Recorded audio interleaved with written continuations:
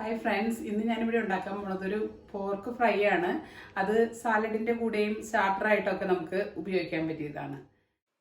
അതിനായിട്ട് ഞാനിവിടെ എടുത്തിരിക്കുന്നത് 1.5 കിലോ പോർക്ക്. അത് മാരിനേറ്റ് ചെയ്യാനായിട്ട് എടുത്തിരിക്കുന്നത് 1 teaspoon turmeric powder, 1 teaspoon pepper powder, 2 teaspoon chilli powder, 1 teaspoon salt, 1 table spoon lemon juice, 1 teaspoon oil. ഇത് മാരിനേറ്റ് ചെയ്തിട്ട് നമ്മൾ 1 മണിക്കൂർ ഫ്രിഡ്ജിലോട്ട് വെക്കുക. ഇതിപ്പോൾ ഫ്രിഡ്ജിൽ വെച്ചിട്ട് 1 മണിക്കൂറായി. ഇനി നമുക്ക് ഇത് ഓവനിലോട്ട് എടുത്ത് വയ്ക്കാം. ഈ പോർക്ക് ഫ്രൈക്ക് പോർക്ക് സെലക്ട് ചെയ്യുമ്പോൾ പോർക്ക് ബെല്ലിയോ അല്ലെങ്കിൽ തൊലിപ്പുറമുള്ള പോർക്കാണ് ഇതിന് നല്ലത്. ഇത് നമ്മൾ ഇത് അടച്ച് വെച്ചിട്ടൊരു 15-20 മിനിറ്റ് ഓവനിലേക്ക് വെക്കുക. അത് കഴിഞ്ഞ് 15 മിനിറ്റ് കഴിയുമ്പോൾ ഒന്ന് ഇളക്കിയിട്ടിട്ട് നമുക്ക് തുറന്ന് വെച്ച് ഒരു 20 മിനിറ്റ് കൂടി വെക്കാം. അപ്പം അത് പാകമായിരിക്കും. അതിനകത്തെ നെയ്യൊക്കെ ഉരുകി വെള്ളമൊക്കെ അതിൻ്റെ അടിയിൽ കിടക്കുന്നുണ്ടാവും. ഇനി ചൂടായ ചട്ടിയിലേക്ക് ഒരു 2 ടേബിൾ സ്പൂൺ എണ്ണ ഒഴിക്കുക. അതിലേക്ക് 2 സബോള അരിഞ്ഞത്,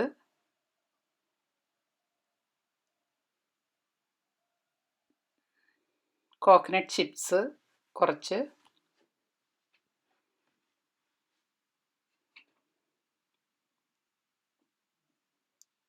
പിന്നെ ജിഞ്ചർ ഗാർലിക് പേസ്റ്റ്,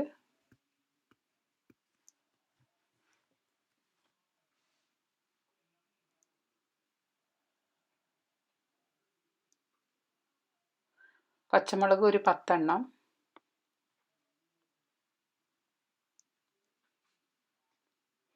കറിവേപ്പില,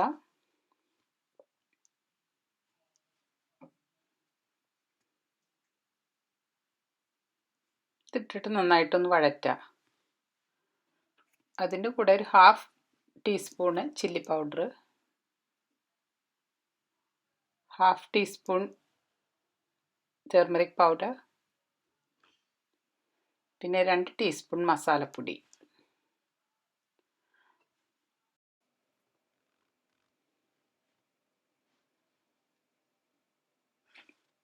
ഒരു ടീസ്പൂൺ സോൾട്ട്,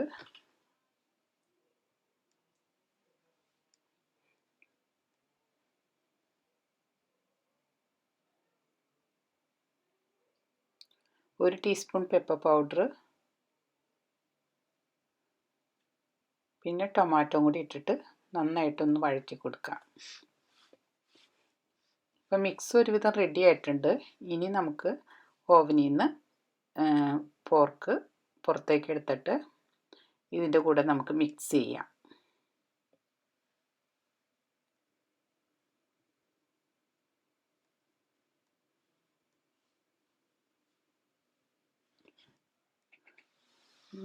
നന്നായിട്ട് മിക്സ് ആയിട്ടുണ്ട്. ഇനിയും നമ്മൾ എന്നാ ചെയ്യേണ്ടതെന്ന് വെച്ചിട്ടുണ്ടെങ്കിൽ ഇത് ഒരു ലോ ടു മീഡിയം ഹീറ്റിലിട്ടിട്ട് ഒരു 10 മിനിറ്റ് നമുക്ക് ഈ ചട്ടിയിൽ തന്നെ വെച്ചിട്ട് ഒന്ന് അടച്ചു വെച്ച് വേവിക്കാം.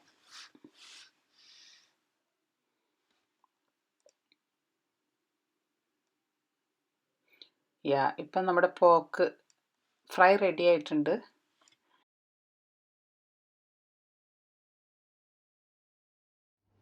അപ്പോൾ ഡെലീഷ്യസ് ആയിട്ടുള്ള പോർക്ക് ഫ്രൈ റെഡി ആയിട്ടുണ്ട്. എല്ലാവരും ഒന്ന് പരീക്ഷിച്ച് നോക്കുക. അതോടൊപ്പം തന്നെ സബ്സ്ക്രൈബ് ചെയ്യുക കേട്ടോ.